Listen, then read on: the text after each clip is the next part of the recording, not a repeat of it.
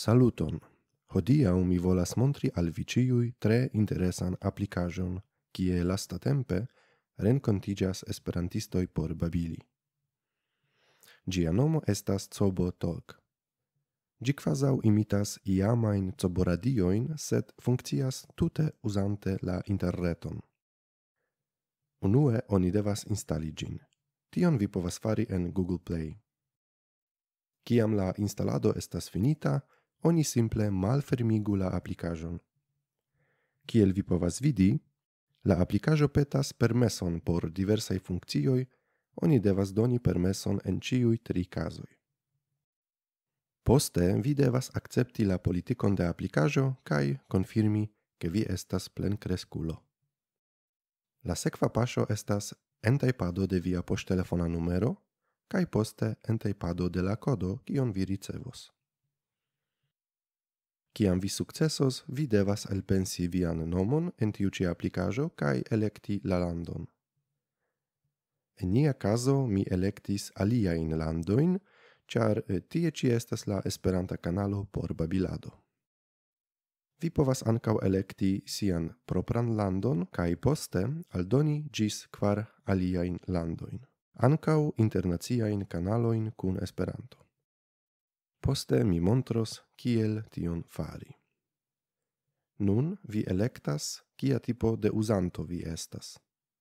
Tio ne estas tre grava. Tio estas nur la informo por administrantoj kaj aliaj uzantoj. Nun la apo petas vin permesi kontaktojn de la telefono. Tio ne estas deviga, do mi malakceptis. Kaj jen la apo.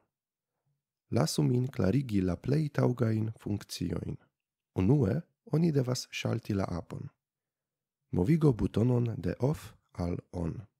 Kiel vi vidas, vi havas multajn internaciajn kanalojn kaj malsupre estas la Esperanta kanalo. La numero ĉe kanaloj signifas kvanton de uzantoj. Ĉe on-off butono estas la butono por malŝalti aŭ ŝalti la sonon. Malsupre estas regbutonoj.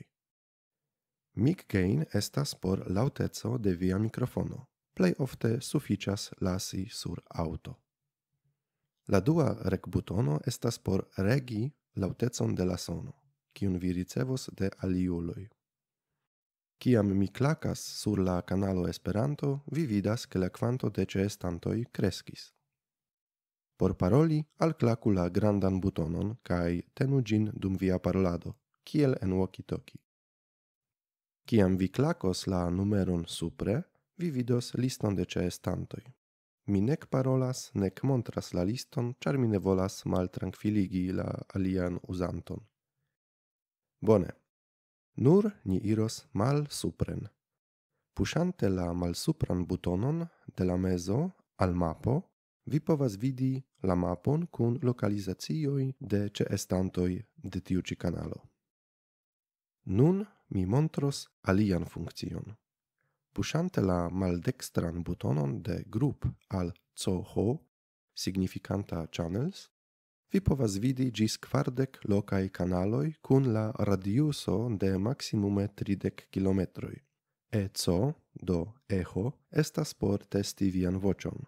Vi povas registri kaj poste aŭskulti vian propran voĉon. Tio taŭgas por reguligo de la mikrofona laŭteco.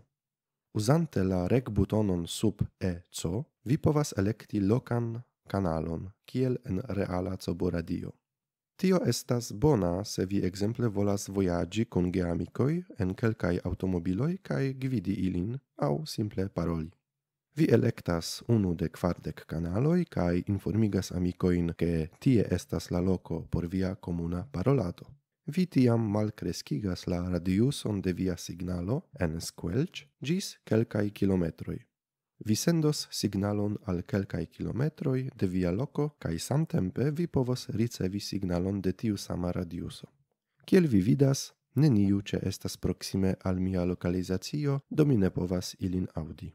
Tamen, se vi volas komuniki sen limoj de distanco, en grup reĝimo ĉiuj ĉeestantoj de elektita kanalo povas vin aŭdi. Do la distanco en grup reĝimo tute ne gravas.